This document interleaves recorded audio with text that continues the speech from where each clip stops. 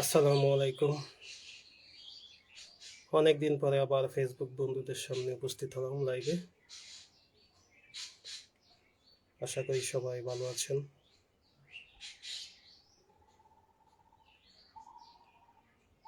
আমি আল্লাহর রহমতে ভালো আছি। তা আসলে ভালো থাকা যায় না। প্রতিদিন চারপাশে যেরকম খবর, আর খবর মানেই দুঃসংবাদ, সংবাদ মানেই দুঃসংবাদ। দুনিয়া আসলে ভালো থাকার জায়গা না। দুনিয়া ভালো মন্দ মিশিয়েই, ভালো মন্দ মিলিয়েই দুনিয়া। এভাবেই থাকতে হবে দুনিয়ায়, যে কতদিন থাকা যায়। তো বিশেষ করে গতকাল ইসরায়েল কর্তৃক ফিলিস্তিনের গাজায় হঠাৎ কোনো রকম পূর্ব সতর্কতা ছাড়াই রাতের অন্ধকারে নির্বিচারে গাজাবাসীর উপর যে অকথ্য নির্মম নির্যাতন, বোমা হামলা, হাজার হাজার নারী এবং শিশুদেরকে হত্যা করা, এই বিষয়গুলো কোনো মানুষ মেনে নিতে পারে না। যার সামান্য মানবতা আছে, বিবেকবোধ আছে, সে অবশ্যই এই সকল হত্যাযজ্ঞকে মনে প্রাণে ঘৃণা করবে। তো দুঃখের বিষয়, বিশ্বের মুসলিম অনেক দেশ আছে, অনেক শক্তিশালী শাসক আছে, তারা আমেরিকা এবং ইসরায়েলের বিরুদ্ধে কিছুই বলে না। শুধু সংখ্যায় বেশি থাকলেই হয় না। মুসলমানের সংখ্যায় অনেক বেশি, কিন্তু তারা ঐক্যবদ্ধ নয়। এই ঐক্যহীনতাই মুসলমানদের এই পরাজয়কে ত্বরান্বিত করেছে। অথচ 17ই রমজান 2 হিজরিতে যে ঘটনাটা ঘটেছিল, সেটা আমাদের সামনে উপস্থিত। সেখানে মুসলমানদের সংখ্যা ছিল মাত্র 313 জন মুসলিম সৈন্য, পক্ষান্তরে কাফের সৈন্য ছিল 1000। তো আসলে সংখ্যা দিয়ে বিচার হয় না, এই বিষয়টা হলো ইমানের বিষয়। বর্তমান মুসলিম বিশ্বের দিকে তাকান, আর বেশি দূরে যেতে হয় না, বাংলাদেশের দিকেই তাকান। আমাদের বাংলাদেশে এই যে আমরা বলি 90% মুসলমান, 90% মুসলমান, এগুলো ফাউল কথা আসলে। আপনি দেখেন আপনার বাড়িতেই কতজন নামাজি, আপনার বাড়িতে কতজন নিয়মিত কোরআন তেলাওয়াত করে, আপনি দেখেন নামে মুসলমান, মুসলমানের ঘর থেকে হয়েছে সে হিসেবে মুসলমান। এই মুসলমান দিয়ে কখনোই জয়লাভ করা যায় না। মুসলমানদের মেন শক্তি হলো আল্লাহর ভয়, যেটাকে বলা হয় তাকওয়া, ঈমান। এই ঈমান হলো আল্লাহর প্রতি বিশ্বাস, পরকালে বিশ্বাস। আমরা ছোটবেলায় বই পড়েছি যে 7টা বিষয়ের উপর বিশ্বাস। তা আমরা অবশ্যই গায়েবী বিশ্বাস করি, পরকালে বিশ্বাস করি, আল্লাহকে বিশ্বাস করি, নবী রাসূল বিশ্বাস করি, আল্লাহর দেওয়া কিতাব, তারপর ছোট যে কয়েকটা কিতাব নবীদের উপর নাযিল হয়েছিল, এগুলো আমরা বিশ্বাস করি। আমরা আরো বিশ্বাস করি হাসর হবে, বিচার হবে। আমরা দুনিয়ায় যে কাজগুলো করেছি, এই সবগুলো কাজের একটা বিচার হবে অবশ্যই। সেই শেষ বিচারের দিন সবাইকে হাজির হতে হবে, মহাবিচার সেটা। যার আমলনামা ভালো হবে, দুনিয়ায় ভালো কাজ করেছে, তাকে ডান হাতে আমলনামা দেওয়া হবে, তার জন্য সুখের। আর যার আমলনামা পিছন দিক থেকে বা বাম দিক থেকে দেওয়া হবে, তার জন্য চিরস্থায়ী আযাব। তো এগুলো আমরা জানি, বুঝি, কিন্তু আসলে আমরা বাস্তব জীবনে কতজন মানুষ হাসরের দিনের সেই কথাগুলো মনে করি যে আমাদের প্রত্যেকটা কাজের হিসাব হবে। বাংলাদেশে মুসলমান অভাব নেই, কিন্তু কাজে কর্মে মুসলমানের কোনো পরিচয় নেই। আর এগুলো দেখে বিধর্মীরা হাসে, ওরা মুসলমানদেরকে খোঁচা দেয় যে ওই দেখ ও মুসলমান। অথচ মুসলমান ইত্যাদি কিছু নেই, শুধু নামে মুসলমান। এটা মুসলমান বলি কেন, এটা তো যারা অন্য ধর্মের লোক তারাই উপহাস করে মুসলমানদের এসব কর্মকাণ্ডে। আসলে মেন বিষয় হলো নামের মুসলমান, যে বাবা মুসলমান সেই হিসেবে সন্তান মুসলমান হয়েছে, কিন্তু বিষয়টা এরকম না। মুসলমান হতে হয়, মুসলমান অবশ্যই হতে হয়। তো আমরা যদি আল্লাহকে ভয় করি, তাহলে আমরা যদি হাসরের ময়দানকে ভয় করি, তাহলে কখনো আমরা 2 নম্বরই করতে পারি না। তাহলে 2 নম্বরই কারা করে? যারা আল্লাহকে বিশ্বাস করে না, পরকালে বিশ্বাস করে না, তারাই 2 নম্বরই করে। যদি আল্লাহকে ভয় করতো, ওদের যদি জাহান্নামের ভয় থাকতো, তাহলে এই খারাপ কাজ কখনো করতো না। আর যদিও কেউ কখনো শয়তানের দোকায় খারাপ কাজ করে, তাহলে তওবার সুযোগ রয়েছে। কিন্তু যারা মনে করে যে এখন খারাপ কাজ করে পরবর্তী কোনো এক সময় ভালো হয়ে যাবে, তওবা করবে, সে তো মস্ত বড় দোকায় রয়েছে। তো বস্তুত আল্লাহ ভীতি নেই আমাদের মাঝে। আমাদের সমাজে চারপাশে তাকিয়ে দেখেন, যে যেভাবে পারছে ঠকাচ্ছে, ওজনে কম দিচ্ছে, আবার ঠিকই নামাজ পড়তেছে। এর মানে হলো সে আল্লাহর ভয়ে নামাজ পড়ে না, মানুষকে দেখানোর জন্য নামাজ পড়তেছে। ওজনে কারচুপি, তারপর কৃত্রিম ভেজাল দেওয়া, প্রত্যেকটা খাবারে ভেজাল দেওয়া। পৃথিবীর অন্য কোনো দেশে এমন ভেজাল নেই যতটা ভেজাল বাংলাদেশের মানুষ বিভিন্ন খাদ্যদ্রব্যে মিশায়। কাপড় কিনতে যান, একই অবস্থা। অর্থাৎ বাংলাদেশে এমন এমন একটা বিষয় নেই যেখানে 2 নম্বরই নেই, ভেজাল নেই। প্রত্যেকটা খাদ্যপণ্যে ভেজাল, ওজনে কারচুপি তো রয়েছেই। কিন্তু এটা হিসাব করে না যে এই যে একজন লোককে ঠকানো হলো, এর তো একটা বদলা হবে। সবাই বিজ্ঞান মানে যে হ্যাঁ, প্রত্যেক ক্রিয়ারই একটি সমান ও বিপরীত প্রতিক্রিয়া আছে, কিন্তু বাস্তবে কিন্তু সেটা মানে না। একজনকে ঠকানো হলে যে ঠকতে হয় সেটা সে ভুলে যায়। তো আমরা এই যে ফিলিস্তিনের গাজায় যে আগ্রাসনটা চলছে, ঠিকই আমরা দেখতে পাবো বাংলাদেশে প্রত্যেক শুক্রবার জুম্মার নামাজের পরে বিরাট বিক্ষোভ হবে, এই হবে সেই হবে, ফেসবুকে প্রচুর লেখালেখি হবে। আসলে এগুলো কিছুই না, এগুলো দিয়ে কিছু হবে না। আগে নিজেকে পরিবর্তন করতে হবে। আমরা নিজেরা মুসলমানরা আল্লাহর কথা মতো চলি না, তো আল্লাহ আমাদেরকে শাস্তি দিচ্ছেন, নগদ শাস্তি দিচ্ছেন। আমাদের এটা সান্ত্বনা যে হ্যাঁ, মুসলমানরা যাদের ইমান আছে, সামান্য ইমান আছে, জান্নাতে আশা করতে পারে। আর জান্নাত পাওয়া তো এত সহজ নয়। দুনিয়ার বিনিময়ে, দুনিয়ার কষ্টের বিনিময়ে, দুঃখের বিনিময়ে জান্নাত। তো যারা গাজাবাসী ইসরায়েলের আঘাতে মারা যাচ্ছে, তারা অবশ্যই জান্নাতে যাবে।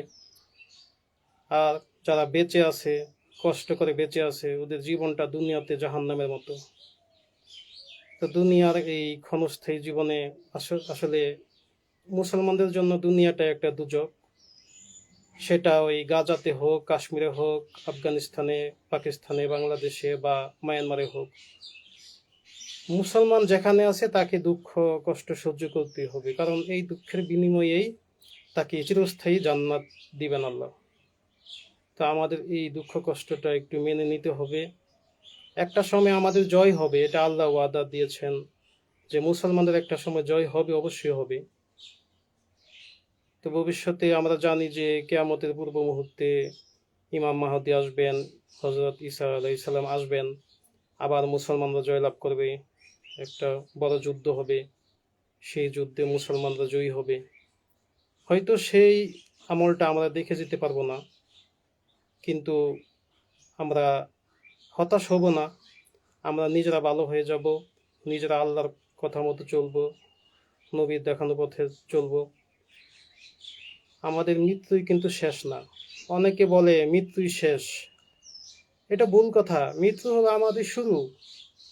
যারা পরকালে বিশ্বাস করে না, তারা বলবে যে ওদের মৃত্যু শেষ, কারণ ওরা পরকালে বিশ্বাস করে না বলেই দুনিয়াতেই সব কিছু পেয়ে যেতে চায়। তারা দুনিয়াটাই সব উপভোগ করতে চায়, দুনিয়াতে ওরা জান্নাত বানিয়ে রেখেছে। কারণ ওরা পরকালে বিশ্বাস করে না, আর এই জন্য ওরা মৃত্যুকে সবচেয়ে বেশি ভয় পায়। কারণ ওরা চিরস্থায়ী জাহান্নামী হবে। আমরা জানি আল্লাহর ওয়াদা যে কাফেররা জাহান্নামী, মুশরিক মুনাফিক, ওদের স্থান জাহান্নামে। তো তাদের জন্য পরকালে কোনো প্রাপ্তি নেই, পরকালে ওদের হতাশা। এটাই হলো আমরা যারা মুসলমান আছি তাদের জন্য সান্ত্বনা, যে আমাদের একদিন মরতে হবেই। তো মরার আগে আমরা যেন ঈমান নিয়ে মরতে পারি। যে কোনো সময় মৃত্যু আসতে পারে, আর মৃত্যু আসলেই আমাদের শেষ না, মৃত্যু আসলেই আমাদের পরকালটা শুরু। যেই জীবনের শুরু আছে কিন্তু শেষ নেই। তা আমাদের টার্গেটটা হওয়া উচিত জান্নাত। কারণ একদিন না একদিন মরতে হবেই। 60 বছর, 70 বছর, 80 বছর, একটা সময় পরকালে যেতেই হবে। আর এটা আমাদের বাবা চলবে না যে বৃদ্ধ হলে আমরা মারা যাব। আমরা যে কোনো সময় মারা যেতে পারি। মানুষ নির্দিষ্ট একটা সময় জন্ম হয় ঠিক আছে, কিন্তু কেউ জানে না সে কখন মারা যাবে। ছোট থেকে বড় বিভিন্ন বয়সের মানুষ প্রতিনিয়ত মারা যাচ্ছে। এই যে ফেসবুক চালাচ্ছি, প্রত্যেক দিন অসংখ্য মানুষের মৃত্যুর সংবাদ পাচ্ছি। অনেক বন্ধু বান্ধব, আত্মীয় স্বজন, যাদের হাতে হাত মিলিয়েছি, একসাথে খেয়েছি, ওরা এখন দুনিয়ায় নেই। অনেকেই পরকালে চলে গেছেন, কিন্তু আমরা জানি না তারা কি অবস্থায় আছেন। যদি আমরা জানতাম যে তারা জান্নাতি নাকি জাহান্নামী, যদি আমরা এগুলো জানতে পারতাম, তাহলে হয়তো আমরা সতর্ক থাকতাম বা হয়ে যেতাম। কিন্তু আসলে জানি না বলে আমরা এরকম ভাবে উদ্দেশ্যহীনভাবে চলতেছি। কিন্তু আমাদের জীবনটা আল্লাহ এরকম ভাবে চলার জন্য বলেননি। আমাদের মেইন টার্গেট থাকা উচিত জান্নাত, যেটা চিরস্থায়ী শান্তির জায়গা।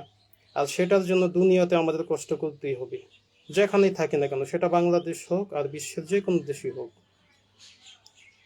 মুসলমানদের জীবনে দুঃখ কষ্ট আসবেই। আমরা অনেকে নিজেকে মুসলমান দাবি করি, কিন্তু রাসূলুল্লাহর জীবনী অনেকে জানে না। রাসূলুল্লাহ জীবনে যে কষ্ট করেছেন, আমাদের বর্তমানকালের মুসলমানেরা তো সেই কষ্ট স্বীকার করতেই চাইবে না। ওরা কষ্টের দ্বারে কাছে যেতে চায় না। রাসূলুল্লাহ অনেক অনেক কষ্ট করেছেন। ইসলাম প্রচার যেদিন থেকে তিনি আল্লাহর হুকুম পেয়েছেন, ইসলামের কথা বলেছেন, সেদিন থেকেই তিনি তার আত্মীয় স্বজন, পাড়া প্রতিবেশী শত্রু হয়ে গেছেন। কত বাধা বিঘ্ন পেরিয়ে তিনি আমাদের জন্য ইসলামকে এনেছেন, আর আমরা সেই ইসলামকে অগ্রাহ্য করেছি। ইসলামের কোনো বিধান আমরা ঠিক মতো মানি না।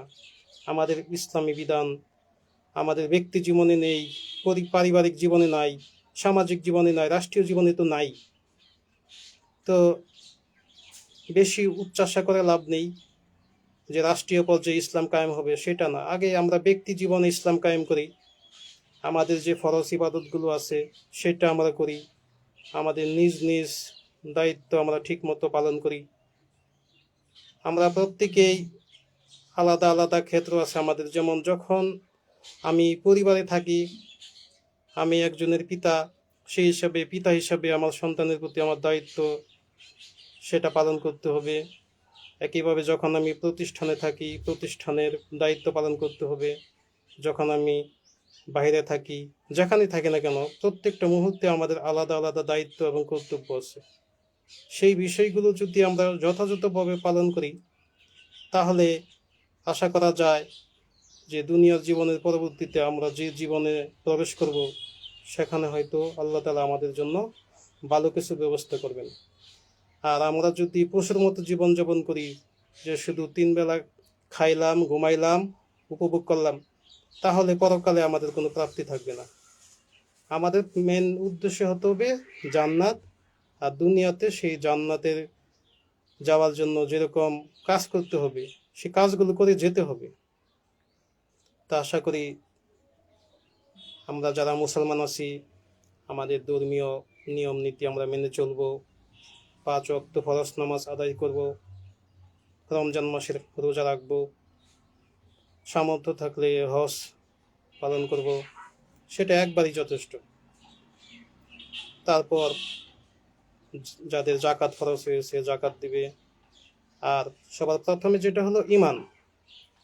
ঈমানের যে বিষয় হলো যে মুখে স্বীকার, মুখ অন্তরে বিশ্বাস করা, মুখে স্বীকার এবং সে অনুযায়ী কাজ করা। তো আমরা ইমানের দিকেই দুর্বল হয়ে আছি, যে আমরা শুধু মুখে বলি, অন্তরে আমরা বিশ্বাস করি বা না করি সেটা অন্য কেউ দেখতে পারে না। অনেকে মুখে ঠিকই বলে কিন্তু বাস্তব জীবনে প্রয়োগ নেই, একেবারেই প্রয়োগ নেই, যেটা আমাদের মুসলমানদের অধঃপতনের অন্যতম একটি কারণ। তো ইনশাল্লাহ মুসলমানদের হতাশার কারণ নেই, কারণ মুসলমানদের জন্য আল্লাহ তাআলা চিরস্থায়ী জান্নাত প্রস্তুত করে রেখেছেন। কিন্তু শুধু মুসলমান হলেই হবে না, মুমিন মুসলমান হতে হবে, ইমানদার মুসলমান হতে হবে। তা সবাই ভালো থাকবেন, আমার জন্য দোয়া করবেন, আপনাদের সবার জন্য দোয়া ভালোবাসা। রমজান মাসে দোয়া কবুলের মাস, বিশেষ করে রমজান মাস দোয়া কবুলের মাস। এই মাসে ইবাদত বেশি হয়। আমরা শুধু নিজের জন্য দোয়া না করে চারপাশে সবার জন্য দোয়া করি, প্রত্যেক মুসলমানের জন্য দোয়া করি। আমরা আসলে দোয়া করার ব্যাপারেও অলসতা করি, কৃপণতা করি। আমরা শুধু নিজেরটাই চাই, অন্য জনেরটা চাই না। কিন্তু যদি এইভাবে আমরা আরেকজনের জন্য চাই, আরেকজনও আমার জন্য চাইবে, তাহলে সেই দোয়াটা কবুল অবশ্যই হবে। তা আপনাদের জন্য আমার দোয়া থাকবে, আমার জন্য দোয়া করবেন, আমার পরিবারের সবার জন্য দোয়া করবেন। সবাই ভালো থাকবেন। আসসালামু আলাইকুম।